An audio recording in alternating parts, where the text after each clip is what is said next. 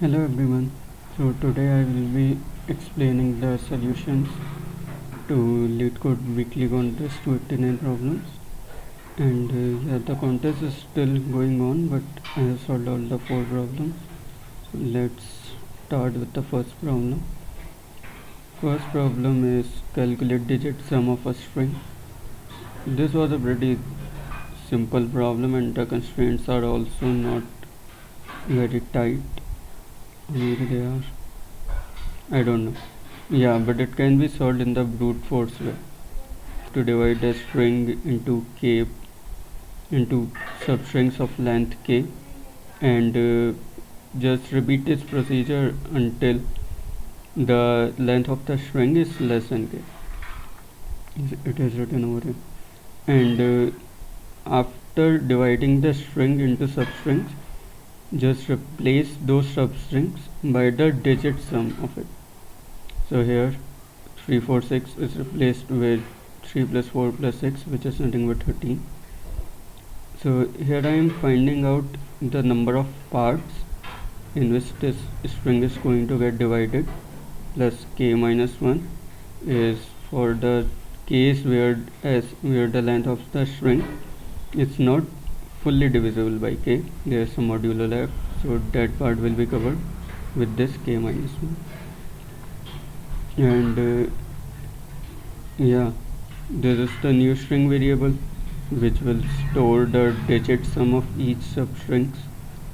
Here I am finding out the sum of its digits and storing it in this variable sum, and after that I am converting it to a string and assigning it back to s, and this s will be used as the new string for the new round, and after that this string will be our answer and will be returned, and it is for sure that the length of this string will be less than this condition is in. So yeah, this was I would say minimum rounds to complete all tasks. So in this problem we are given a tasks array which consists of some tasks, and in one round we can complete either 2 tasks or 3 tasks of same difficulty level. So this thing is very important. We cannot complete 2 tasks of different difficulty level, they have to be of the same type. So we just need to return the minimum rounds to complete all the tasks, or -1 if it is not possible to complete all the tasks. So first I find out the number of occurrences of each task. So in this case we are given 2, 2, 3, 3, 2 and 5 times 4. So the occurrence of 2 tasks of type 2 is 3, and task of type 3 is 2, and type 4 is 5. So here I am having this map m which will store the number of occurrences of each task, and after that for each task I am adding the number of rounds required to complete the current task. So for the task of type 2 we are having this type of task for 3 times. So I will be doing 3 plus 2 by 3, which is nothing but 1.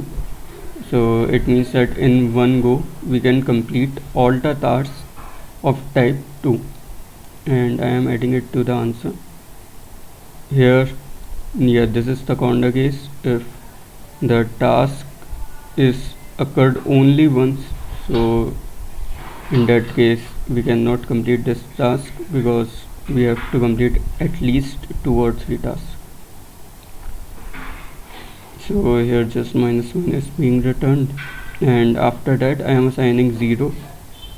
So like the occurrence of the current task is now reset to 0 because this type of task is now fully processed. Like all the tasks of type 2 is now fully processed. So yeah, in this way I am just figuring out the number of rounds required to complete a particular task, to complete all the tasks of a particular type, and I am just returning it here. So yeah, just quickly check out the time complexity of this approach.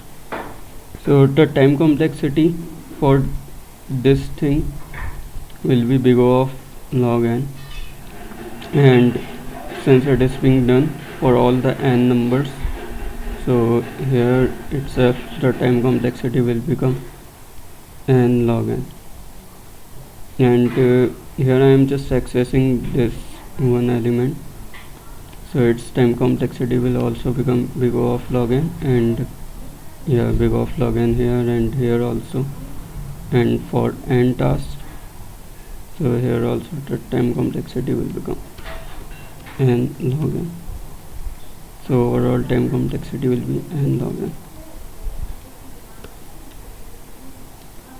Similarly, space complexity will become,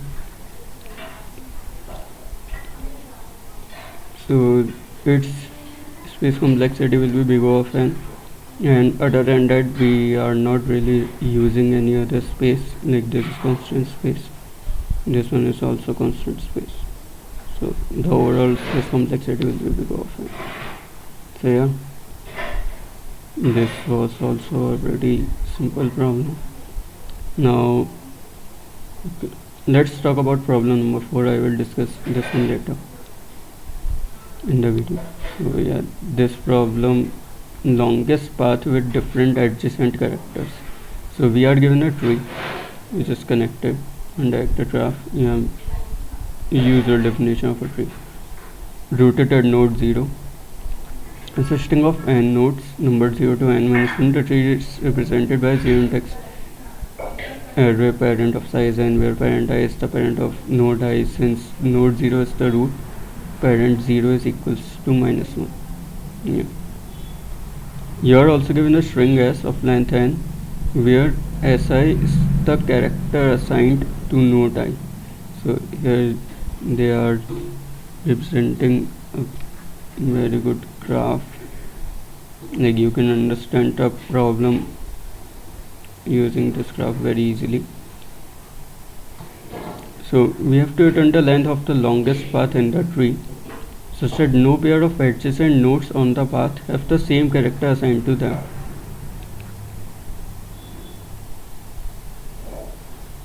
For this problem, I figured out these 3 cases.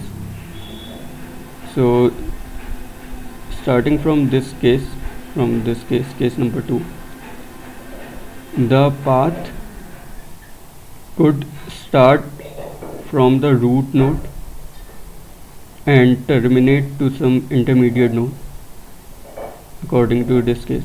And according to this case, the path can start from any intermediate node and can also terminate at any intermediate node, or basically it could be a leaf node also. And according to this case, yeah, this case is very special. In this case, the length of the path will basically be the sum of 2 subpaths, and the current node or any other intermediate node, it could be leaf node, it cannot be a leaf node, but it could be a root node or any intermediate node, is basically a intermediate node. It's not a end node or leaf node or starting node. I mean starting node or an ending node. It will be a terminating node. It will be an intermediate node.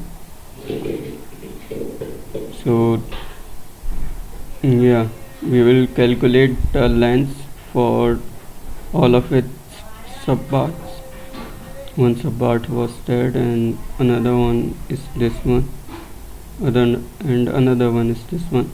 But since it is an intermediate node and we have to find out a path, it is written over here, so we cannot take this one also,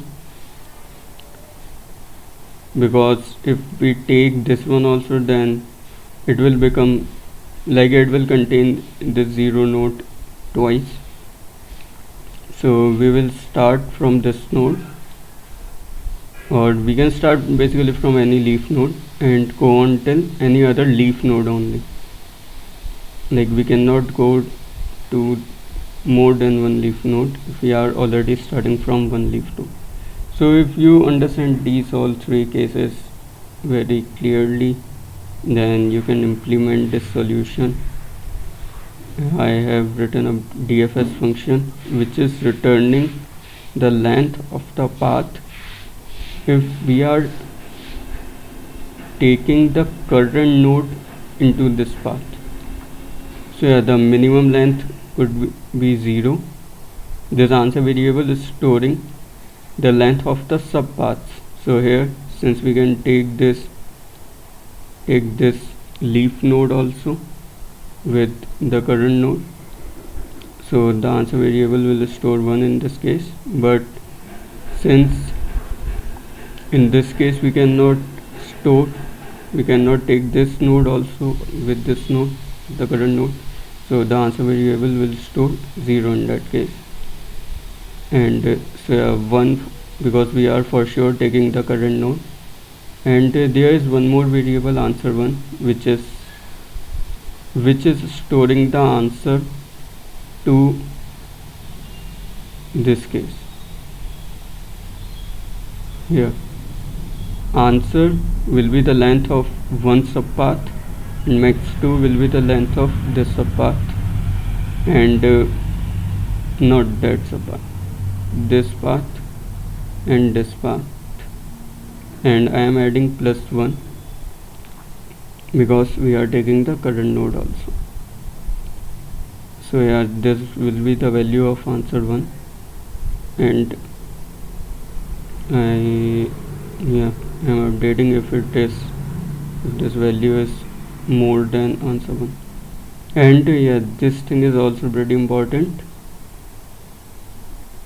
which is used in this case. So if both the characters assigned to the child node and the current node are same, then we are just checking out the answer for this node, storing it in answer 1, basically updating answer 1 if the length of that path is more than answer 1. So yeah, at the end I am just returning the answer to, which is nothing but the maximum of this case and this case and this case. So answer 1 is responsible for these two cases, first and third, and using DFS I am finding out the answer for this case number 2. So yeah, and the space and time complexity for this problem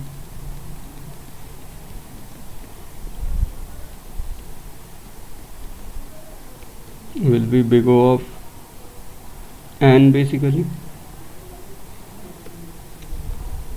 and the space complexity of this problem is also big O of n, just because I am having this edges added over here. I think we can do it without using it, but I don't know how to do it. And yeah, I didn't want to waste time figuring out that thing, so I implemented the solution using big O of n space complexity. So this was it for this problem. Let's talk about problem number 3, maximum trailing zeros in a cornered path. You can read out the problem here. Given an 2D integer array, grid of size m cross n, each cell contains a positive integer. This is also a very important thing to notice. Or I think, yeah, we can do it without using this thing, but okay. A cornered path is defined as a set of adjacent cells with at most one turn. So I will jump straight to these pictures that they have given here. So according to them, the grid in the middle and the grid in the right, so basically this grid number 2 and grid number 3, are not a cornered path. Yeah, because it requires more than one turn. One turn is this from 6-1-10, and another one is 1-10-5. Here also one turn is 9-1-6 and the other one is 6-1-10. But here, since there is only one turn, 6 1 10, so this is a valid path, valid cornered path. So yeah, for this problem, uh, also we just need to find out all the possible cases. So there can be many possible cases. One case could be like this, okay, or it could be like this. So basically, so I am claiming that the answer path, the main path, will be starting from some AND cell, basically the cell which is connected to the end of this matrix, basically the top element, or it could be like the sidewise last element, or it could be the bottom element. So it will start also from this some cell and will end also to this some cell. So it could be like this, or it could also be like this, it could also be like this, could also be like this. So these are some of the possible cases. Like you can draw like these also, or like these also. These could be some possible cases, and since we are required to find out only the number of zeros, so like 0 we can get if we are having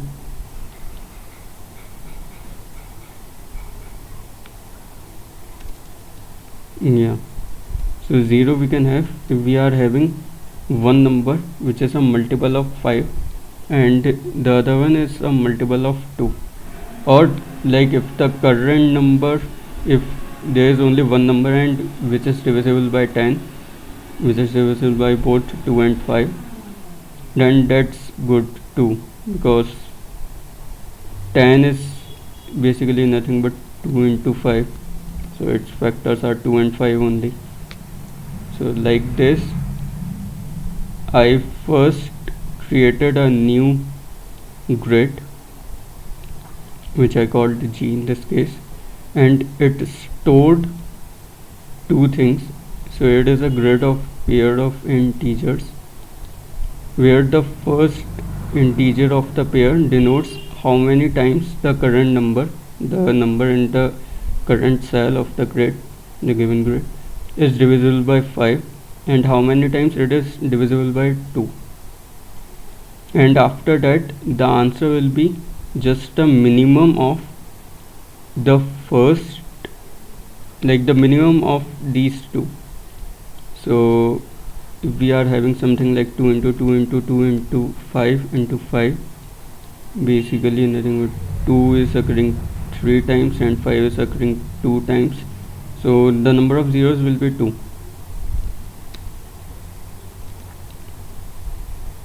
You can multiply these also, like 25, 50, 100, 200, and the number of zeros are 2. You can check it out by yourself. If I add another 5, then it will become 1000 and the answer will be updated to 3, since the minimum of occurrence of 2 and occurrence of 5 is 3. So the number of zeros will be 3 in that case. So my solution was, I would say, not very, how to say, not very precise. Like I am using too much space, too many vectors of vectors for pre-computation. So I was storing how many times 5 is occurring in all these segments, in all these prefix arrays, and similarly I was storing for all of the suffix cases also.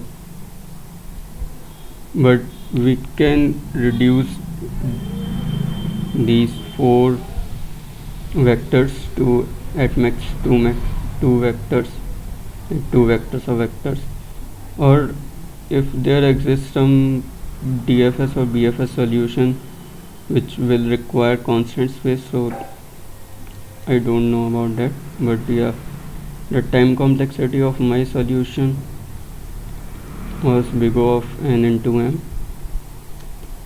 and the space complexity of my solution is also big of n into m. So I was having 5 grids, so I should add 5 here, but since we are talking about the big O notation, so the constants must not be considered. So yeah, if you understood like this thing, like the path could be like this, so it will start from some AND cell and will also end at some AND cell. So if you understood this thing, you can implement this pretty easily. So yeah, this was it. And now since the contest is over, I think my final rank will remain as 365. So internet connection. So yeah, we'll meet in the next contest. Till then, bye.